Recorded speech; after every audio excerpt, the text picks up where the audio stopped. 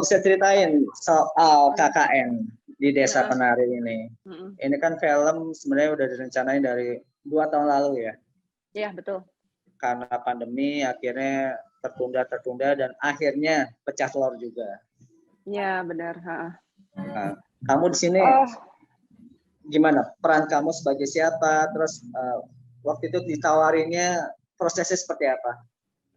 Oke. Di film KKN di Desa Penari ini aku berperan sebagai Badara Wuhi. Itu tokoh dibilang antagonis enggak ya, protagonis juga enggak, jadi dia abu-abu nih.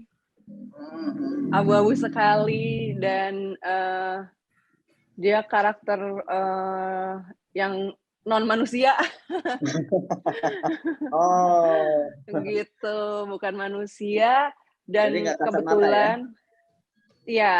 kebetulan dia adalah sang penguasa, sang penari, sang penguasa dari semua makhluk halus yang ada di desa tersebut gitu. Gitu. Berarti tokoh sentral di dalam film ini. Iya, bisa dibilang dia sebagai benang merahnya lah. Benang merahnya. Iya, betul. Terus prosesnya. Waktu mendapat tawaran ini seperti apa waktu itu? Oke, jadi waktu awal tuh manajer aku ngasih tahu kalau misalnya ada casting film horor. Masih Mas Fafa? Masih. Oh. Masih dong, kan setia. Iya. Terus.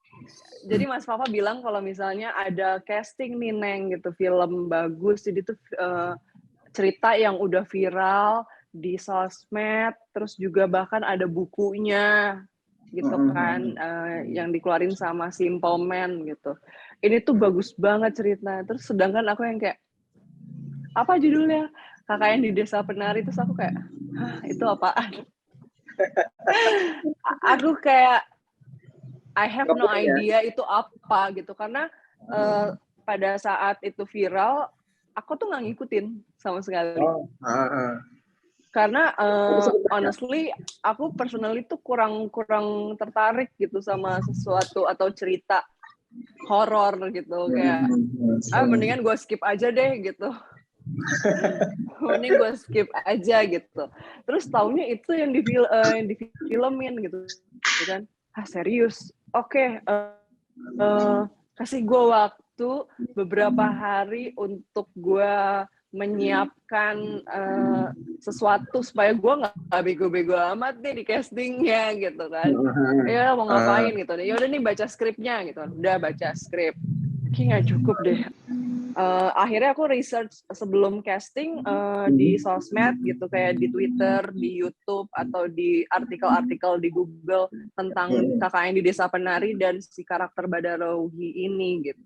Ya udah, dengan bermodalkan ya tahu-tahu sedikit ya, paling nggak nol banget lah gitu, ya udah casting gitu.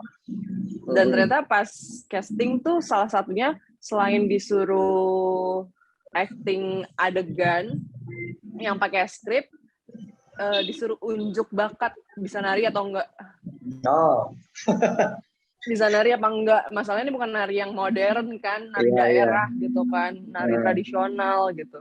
Wih, pede dong. Untung gue dulu waktu langsung mikir kayak, untung waktu gue dulu TK, SD, gue dimasukin les sanggar sama nyokap gitu. Kepake nih sekarang gitu kan. Berguna juga ya.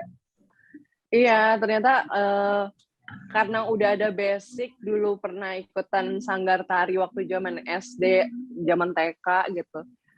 Ya inget-inget lah, nggak kaku-kaku amat gitu untuk nari tradisional. Ya udah dites juga gitu bisa nari apa enggak. Terus ya udah aku dari rumah pun udah prepare, pakai bawa kebaya, bawa selendang dari rumah buat casting itu doang. Terus ternyata dapet gitu. Kandidatnya cuma kamu? Kandidat pada saat itu ada yang lain juga. Ada yang lain juga. Apa pertimbangannya mereka akhirnya memilih kamu? Alasannya? Aku kurang paham tuh ya. Kayaknya iya juga ya. Aku harus tanyain tuh. Gitu. Di antara kandidat lain kan pasti ada keistimewaan. Mungkin karena kebiasaan kamu akan menari atau mungkin hal lain nggak diinformasikan ke kamu. Aku nggak nanya sih, nggak nanya itu. Tapi maksudnya kalau aku kan personal belum pernah bermain di film horor kan sebelumnya. Ya mungkin ini juga, maksudnya aku diberikan kesempatan untuk bisa bermain di film horor sih. Aku merasanya seperti itu juga. Gitu. Ini horor pertama berarti? Horor pertama. Wow. Dan langsung Gimana jadi Manchester. hantunya gitu, jadi hantunya. Sebelum-sebelumnya memang belum ada tawaran horor atau memang nggak mau menerima horor? Sebelum-sebelumnya kayaknya nggak ada deh. Terus pas dapat karakter ini tuh seneng gitu, kayak yeay, gue pertama kali dapat film horor dan langsung jadi karakter yang tak kasat mata gitu loh. Maksudnya kayak ini sangat nggak biasa gitu. Aku bukan jadi manusia, jadi bisa di luar dengan karakter yang udah dibentuk dari bukunya ataupun dari cerita yang viral itu. Karena aku bukan manusia, aku bisa mengeksplor karakter aku dengan imajinasi aku sendiri gitu loh. Menyenangkan sih dapat karakter ini tuh, menurut aku kayak challenging. Ternyata pun pas lagi proses sebelum syuting, kita kan ada proses reading kayak sebulan lebih. Ternyata ada latihan nari gitu yang ternyata capek banget gitu. Walaupun dulu pernah ikutan sanggar tari, tapi kayak lelah ya gitu, kayak nge-gym rasanya capek banget, badan encok gitu. Terus juga ada latihan pendekatan sama ular gitu. Ular ya beneran? walaupun sebenarnya aku tuh nggak takut sama ular gitu. Cuman ya capek juga ya, kayak setiap reading ada latihan tambahan kayak gimana sih teknik gendong ular, terus berteman dengan ular tuh gimana kan, karena ular tuh bisa mendeteksi kita takut atau enggak sama dia. Gitu kan. Itu kan yang ditakutkan gitu, bisa membuat si ularnya takut padahal kita juga takut gitu. Tapi aku sih nggak takut sama ular. Jadi menurut aku kemarin nggak terlalu banyak kesulitan lah kalau misalkan PDKT sama ularnya gitu. Ular jenis apa? Apa sih, Sanja ya? Ya, ya, yang hitam, yang coklat. Iya, dan waktu itu tuh kayak ularnya ada sekitar 2 atau 3. Saat latihan tuh kayak harus membiasakan diri gendong ular itu langsung dua ular gitu. Lumayan tuh kayak nge-gym juga rasanya. Pegal. 2 ular 40 kilo dong ya? Iya, udah bukan kayak rasanya gendong bayi ya, itu benar-benar kayak nge-gym. Angkat beban. Kita. Proses itu berapa lama? Kalau shooting day keseluruhan semua ya, all cast, itu kayaknya hampir sebulan lebih. Tapi kalau akunya tuh nggak sampai selama itu sih, cuman karena pada saat proses syuting kita itu lagi musim hujan, jadi banyak banget kendala cuaca ya, jadinya yang mungkin waktu itu harusnya aku kayak cuma 5 atau 6, tiba-tiba jadi banyak gitu, karena ada satu hari yang misalnya di mana kita udah nyampe lokasi nih, terus tiba-tiba hujan gede banget dan nggak berhenti-berhenti selama 3 jam, 4 jam, akhirnya kita pulang gitu, nggak jadi syuting. Lokasinya real hutan? Real hutan, tapi bukan di Banyuwangi. Karena kalau misalnya dari buku itu kan ceritanya dia dari Banyuwangi kan. Ini tuh kita hutannya, kita syutingnya tuh full di Jogja. Dan hutannya beneran hutan yang entah berantah nggak dapet sinyal semua provider handphone. Berapa hari kamu di sana? Lupa lagi Mas, lama sih. Dan maksudnya yang di luar scene aku aja, yang anak-anak KKN-nya pun mereka banyak juga gitu yang syuting di hutan gitu. Terus di sana tuh kayak susah sinyal plus nggak ada toilet. Ampun deh. Sengsara dong ya. Gila sih tuh syuting itu, kalau diingat-ingat. Mengalami kejadian mistis apa di sana kamu? Aku sih nggak ada, Mas. Alhamdulillah. Nggak ada gangguan-gangguan? Nggak ada sama sekali. Karena memang udah diwanti-wanti juga gitu pas sebelum kita mulai syuting, udah dikasih tahu kalau jangan kebanyakan bengong, jangan kebanyakan menyendiri atau diem doang gitu. Emang mati gaya, nggak ada handphone, nggak bisa main handphone gitu. Akhirnya kita kayak cari solusi, ya udah kita ngobrol aja all cast gitu, ngobrol-ngobrol, main games gitu. Nggak jadi bengong sih, tapi malah jadi berisik kitanya, ketawa-ketawa. Ninggalin anak dong syuting ya? Kenapa? Ninggalin anak? Aku belum nikah, Mas. Seriusan? Seriusan. Berarti nggak ada ini ya, nggak ada halangan ya? Nggak ada. Tantangan terberat kamu saat syuting itu apa? Mungkin dari segi cuaca, atau mungkin membangun chemistry dengan pemain lain, karena syuting pertama horor nih.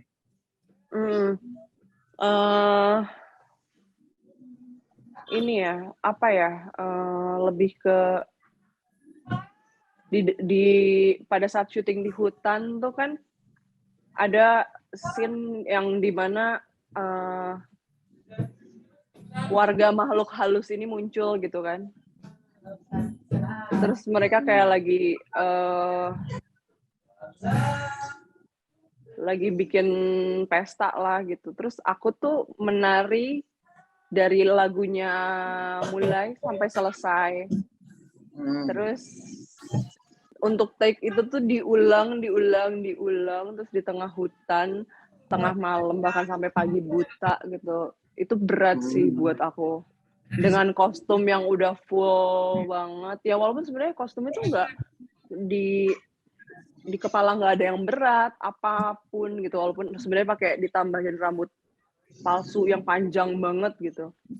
Tapi kan baju itu aku. Si bajunya itu kan berlapis-lapis ya, namanya juga baju daerah gitu. Terus kayak ketat banget, belum pakai korset, udah pasti lah pakai korset baju kayak gitu. Kayak mau ibu kita Kartini, kayak mau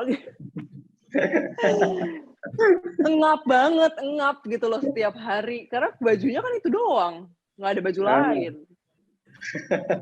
Capek itu sih. PR banget ya itu ya. PR, mau ke toilet juga susah, ribet, karena kan ngangkat roknya tuh udah dililit-lilit beberapa kali gitu kan. Ribet banget gitu. Berarti buang air kecilnya sembarang dong di hutan itu. Enggak, dari tim produksi itu disiapin toilet portable gitu loh. Ya. Sudah nonton hasilnya? Kalau screening kita belum ada sih, Mas. Belum ada. Waktu itu sempet ada mau dijadwalin untuk para talent. Tapi lagi pandemi yang lagi mencekam banget, akhirnya cancel. Gitu. Jadi kita semua nggak cuma penonton aja kok yang penasaran. Kita yang buat juga penasaran. Tapi kamu pribadi puas dengan acting kamu di situ? Insya Allah aku puas. Tapi penasaran juga gitu, pengen tahu. Insya Allah puas sih. Karena kayak memang gitu ya, belum tahu ya. Belum tahu. Prepare-nya kita cukup lama kan. Jadi insya Allah yang kita kerjain kemarin matang banget lah gitu.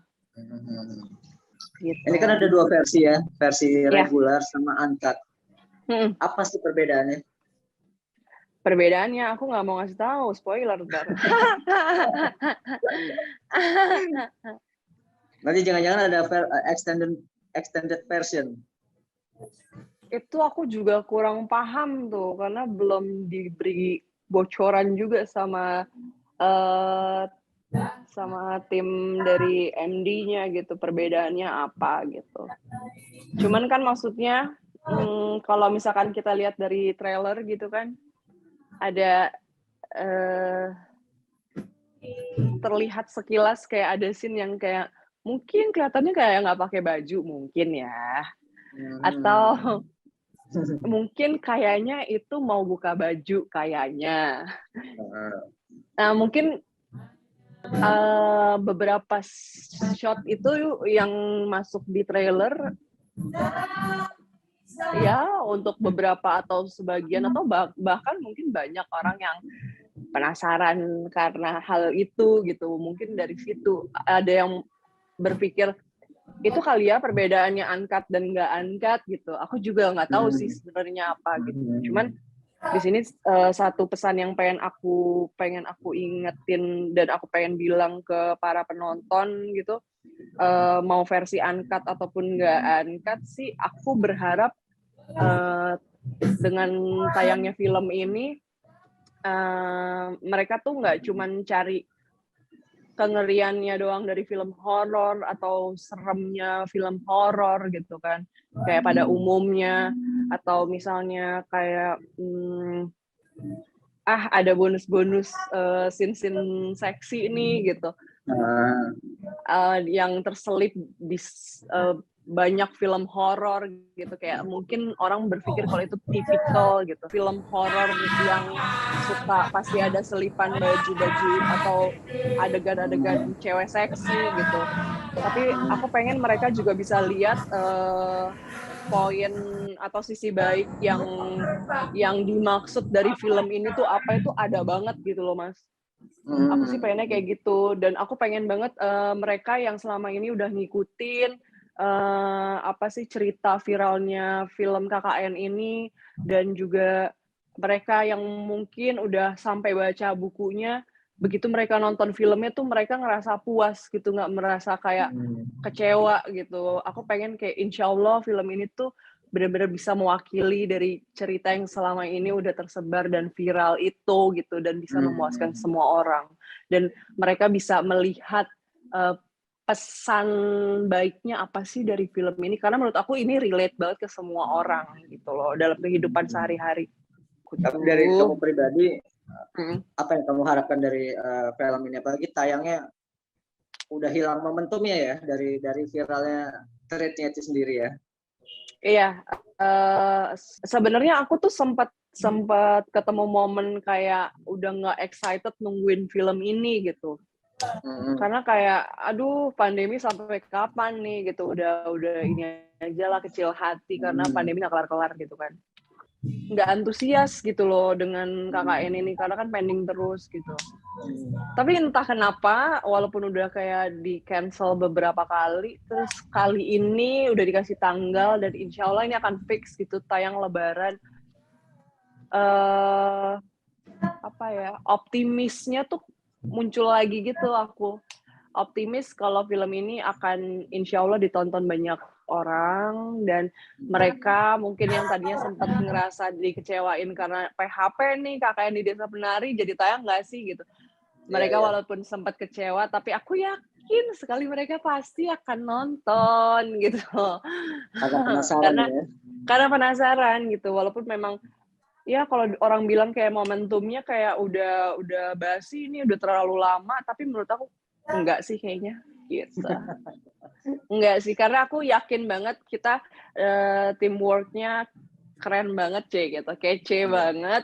Terus maksudnya bisa dilihat dari trailer kita aja gitu, kayak dari segi sinematografinya aja tuh sangat menjanjikan kok gitu, keren banget gitu loh. Belum lagi nanti dengan audionya yang dengar-dengar akan beda daripada yang lain gitu. Aku kayak nggak sabar gitu. Nah, di saat bersamaan tayang berbarengan sama Kuntilanak 3 nih. Optimis apa nih? Kuntilanak 3 kan dua film sebelumnya juga box office. Iya. head to head. Benar.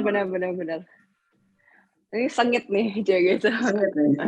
Sengit. Tapi tetap pede sih, pede banget. Pede aku, sepede itu. Bakal gitu. seoptimis apa kamu misalnya bakal meraih 1 juta penonton atau mungkin berjuta-juta penonton? Yang pasti ini sih bayangan aku untuk 1 juta penonton pasti tembus sih, Mas. Amin gitu. Kalau bisa lebih dari 1 juta, misalnya 2 juta sampai 10 juta atau belasan juta, ya alhamdulillah. Bonus menunggu ya.